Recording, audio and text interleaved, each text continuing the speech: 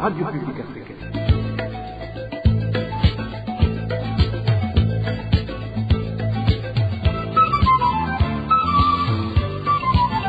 Radio Publique Africaine.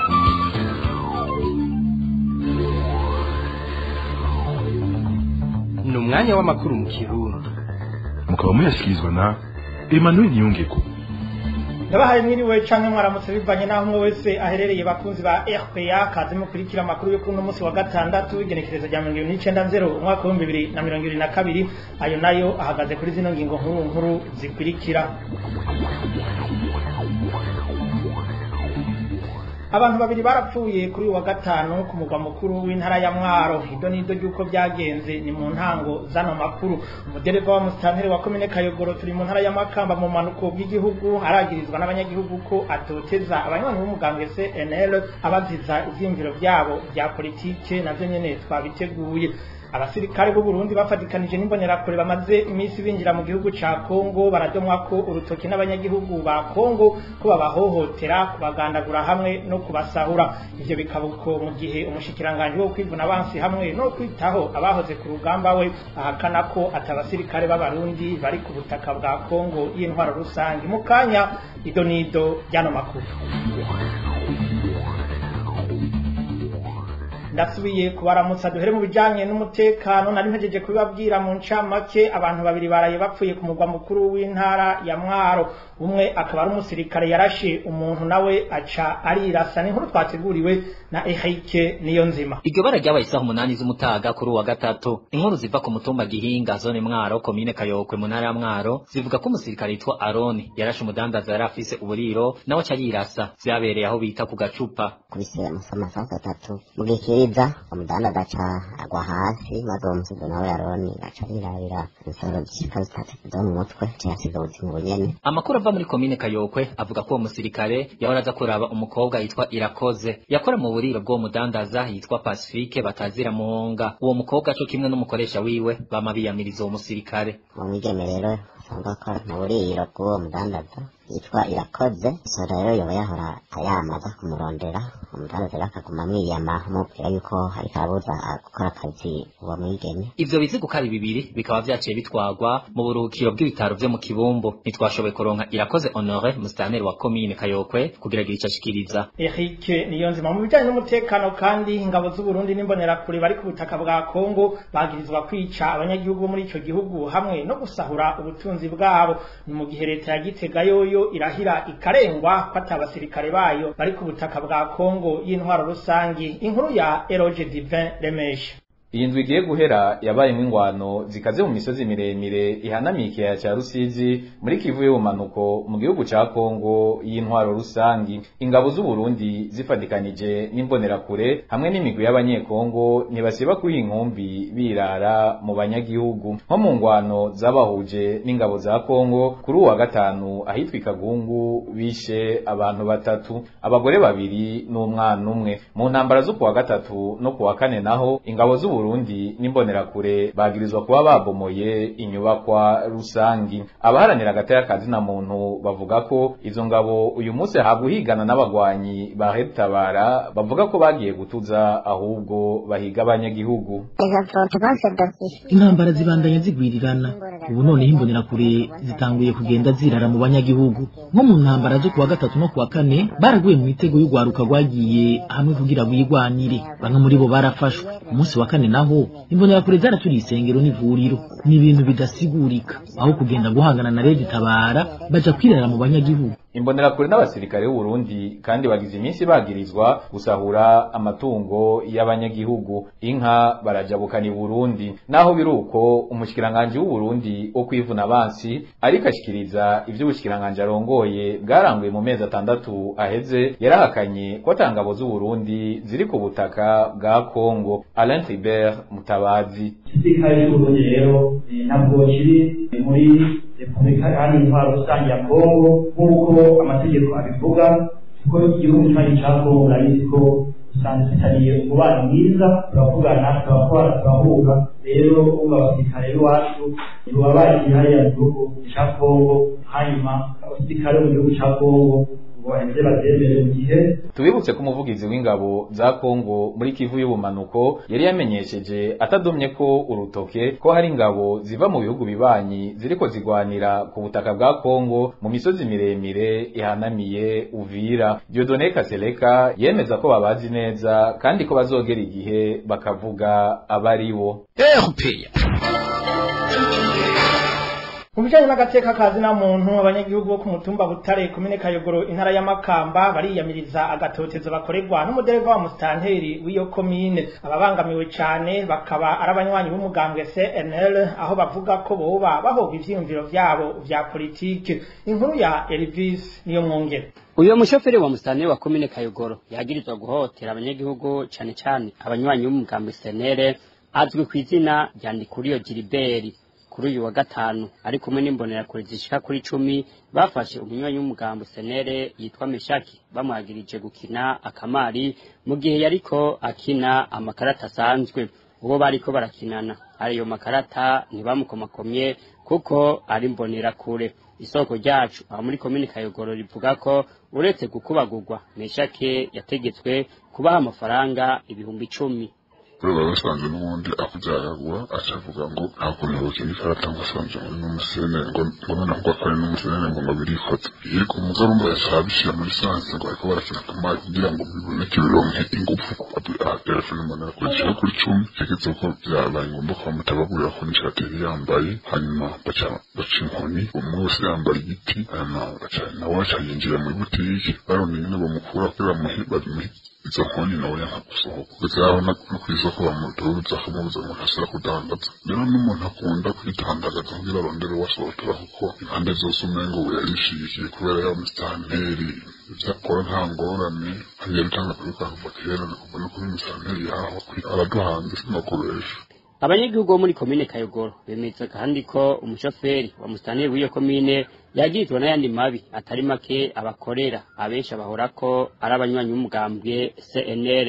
Muri bikiri twibuka umuntu yovuga ikintu yakoreye umutama asanzwe adandaza muri byo badandaza imiti y'ikirundi ko James aho yamukubitiye mu isoko abantu bose barorera mukubita amakofe agiye yuho ngo avuze ijambo ngo litedi y'umugambi w'abusende defdede kubiseka bisa abantu bose babigaya ko nta cyapfu nta wigeze mukomakoma yarasubiye kandi no ku wundi bwa kabiri yarigeze gukubita kandi nyene uwundi munywanyi w'umugambi SNL yitwa Konsayo Maze uko bahuye mugare ko azokwamurika mukubita amakofe gushika avuye muri uwo mugambi. Hariho uwundi nyene bamaze imisere bari mu nduru yitwa Eric Ndayiragije bivanye n'uwo ariko umukobwa amuheranye amafaranga ariko arayishyuza Eric nk'uko afisuka nawe acagenda ababwira ngo uwo ntimuyamuhereze ngo natangire muri babandi.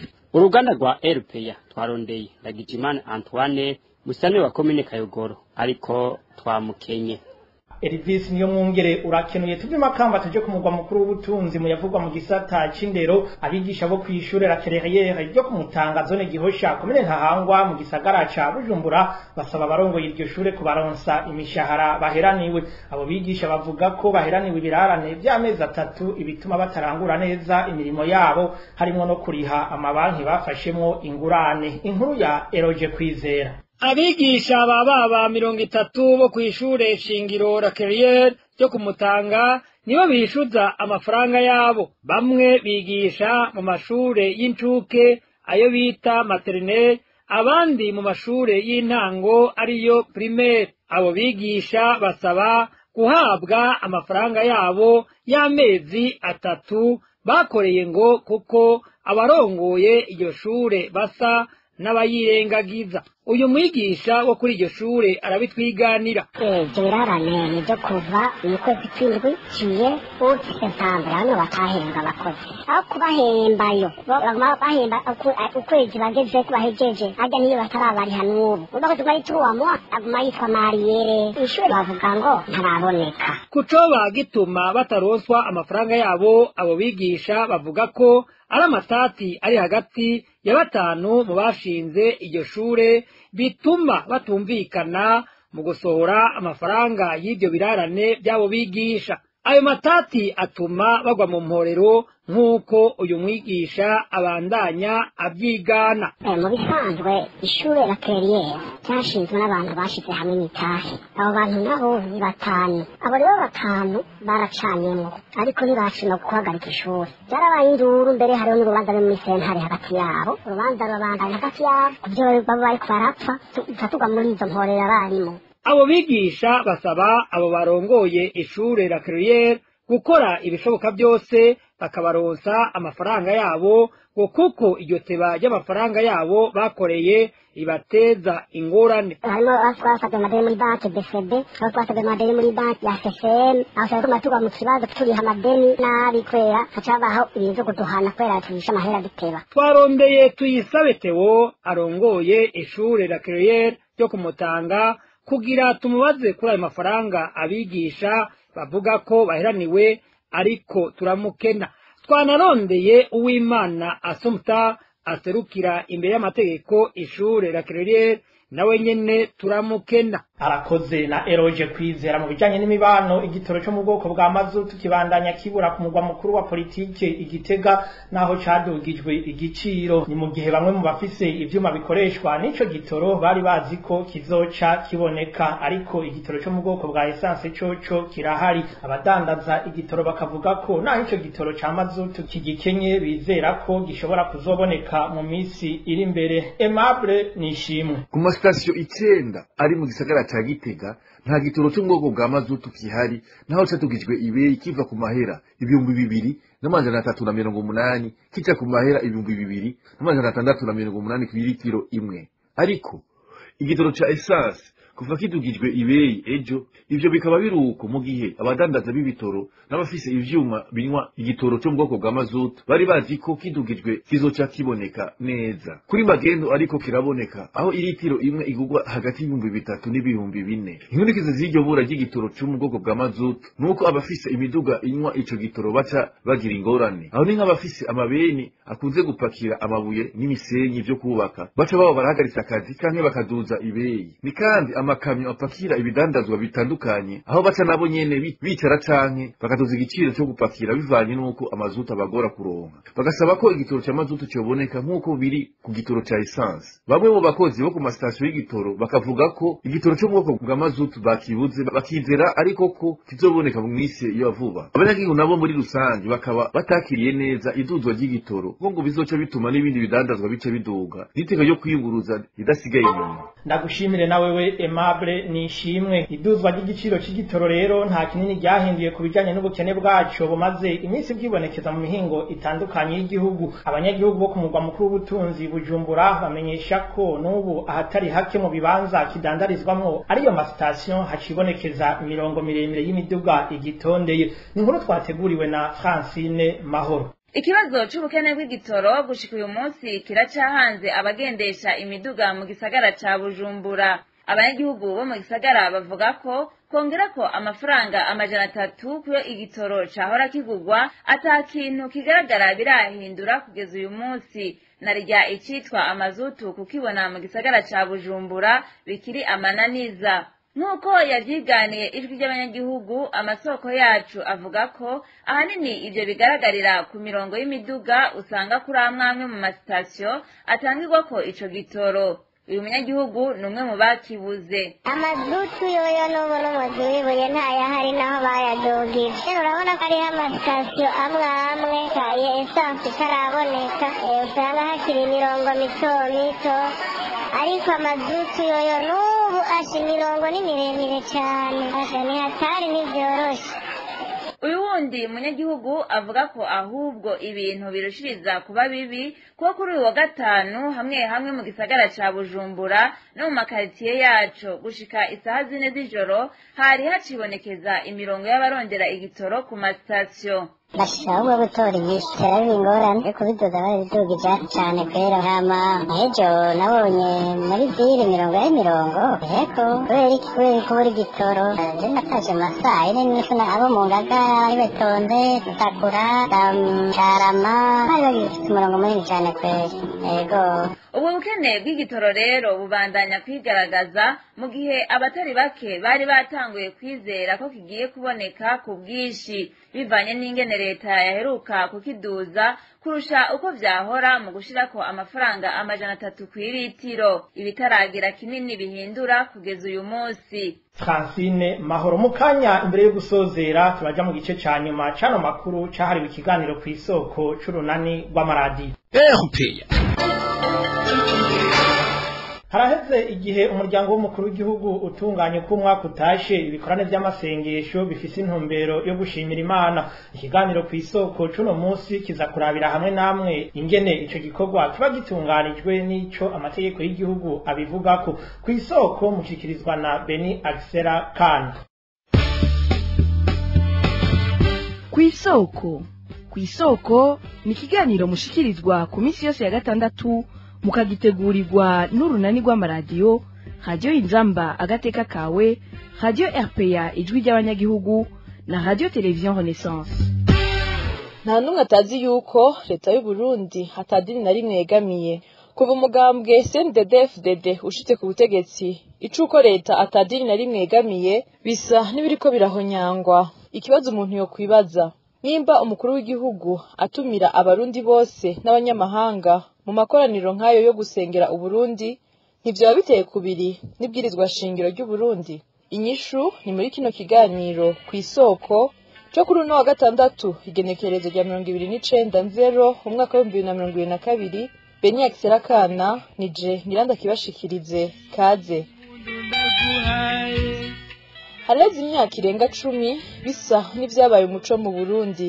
Muri aya masengesho umuryango w'umukuru w'igihugu uvuga ko arayo gushimira Imana, abagize leta bose, abarongoye intara, abaserukira abandi mu nzego z'igisirikare n'igipolisi baba batumiwe muri ivyo bikorane. Bamwe muri bo bakavuga ko bavyitaba ku gisure. Tubibaze Emile Nibasumba. Abanyepolitike, indongozi z'amashirahamwe yigenga, abakozi bo mu bisata bitandukanye by'ubuzima bw'igihugu, eka abarundi batari bake usanga basidukanye n'iyonka mu bikorane bitunganywa n'umukuru w'igihugu. Ikomini gikorane kibereyemwo hoho ibindi bikorwa nka byose birahagarara. Bamwe mu barundi bakaba baja muri ivyo bikorane ku gahato, abandi bakajayo ku gitsure. Uwo mukozi wa leta avuga ko usivye bakubwiye bikugira ko ingaruka mbi. Mu bikorane bikunda gutegurwa cyane cyane n'umugambi uri ku butegetsi canke ku bikorane ngo vyateguwe n'umukuru w'igihugu, abantu usanga duse nk'amabanga mu gihugu batiza kugutora ku nguvu, utagiyeyo biragira inkurikizi mu kazi, bakaguhindurira ikibanza. Nk'abantu b'abashefu bose bakazabara bati mbe naka yaje canke uriya ntiyaje, rero wihenze ugasiba baragira ingaruka mbi mu kazi ka misi yose kawe, canke ugasanga baragondeye n'isanzwe ukora. Uwo munyagihugu wewe avuga ko aheruka kwitaba igikorane c'amasengesho mu ntara ya Gitega. Avuga ko bituma bamwe bamwe barenga amabwirizwa y'amadini barimwo. Nk'ivyo bikorane numenya ko ari ivy'abakristo, numenya ko ari ivy'abayisilamu, numenya ko ari ivy'abakatolika, abaporoti canke umuntu apfa kugendayo ugasanga hari na bamwe bamusanga muri ko marenga ku ngingo zijanye n'ukwemera k'umwe n'uwundi. Bamwe mu banyagihugu bavuga ko bababazwa no kubona abajejwe intwaro bamwe bamwe ku mitumba hamwe n'imbonerakure babatoza amahera yo guterera iyo himirije ivyo bikorane bitunganywa n'umukuru w'igihugu. Muri ivyo bikorane vy'amasengesho igihe cose umukuru w'igihugu araronka akaryo ko kwigisha nk'umuvugabutumwa. Ku bwa Didasi Kiganahe, umuhinga mu bijanye n'ibwirizwa shingiro akaba yarabaye n'umushikiranganje w'ubutungane, umuntu yihweje uko ivyo bikorane bitunganywa, umuntu yo kwibaza ko uburenganzira busaba leta kutegamira idini na rimwe butoba buriko burahonyangwa. Ingingo ya mbere y'ibwirizwa shingiro ry'u Burundi iremeza yuko leta y'u Burundi atadini na rimwe yegamira, amadini yose aringaniye imbere y'amategeko, kandi ko yemera ko umurundi wese ashobora kuja mu idini ashaka, kandi amategeko akamukingira. Atadini na rimwe ryemerewe kwinjira mu nzego za leta kubera ari idini ryemera ibi canke ibindi. naho ibwirizwa shingiro ryanditswe gutyo twarabonye yuko muri iyi myaka CNDD-FDD imaze ku butegetsi abategetsi barongoye igihugu baguma bategura ibikorane uko umwaka ushize, ibikorane bizamwo abategetsi nka bose barongoye igihugu n'abakuru b'amadini n'abaserukira ibihugu vyabo, ku buryo umuntu ashobora kwibaza ati mbega y'amabwirizwa avuga yuko leta atadini itegerezwa kwegamira yoba cubahirijwe. Ukutegamira idini na rimwe ni bimwe mu ngingo nyamukuru yerekana amareta yubahiriza intwaro rusangi harimwo n'u Burundi. Mu kiganiro yahaye ikinyamakuru Iwacu muri kahise, Musenyeri Evariste Ngoyagoye akirongoye diocese ya Bujumbura yari yarahanuye leta kutitaho canke gushigikira idini ryari ryo ryose, akibutsa ko amadini yose hariho abasanzwe bafitiye uburenganzira gutanga ubutumwa bw'Imana muri aya makoraniro yo gusenga. Nk'uko muvyumvise, kutegamira idini na rimwe bisabwa n'ibwirizwa shingiro ry'u Burundi. Abatari bake barabona ko biriko birahonyangwa mu gihe n'umukuru w'igihugu wese mu kurahira yinjira mu mabanga yiwe arahira kubahiriza ibwirizwa shingiro n'ayandi mategeko y'igihugu. Ni na hano ikigabane ku isoko giciye kigarukira. Ndabayisango ku munsi wa gatandatu uza, Benyac Serakana nariko ndakibashikiriza naho ubutaha. Cari kiganiro ku isoko.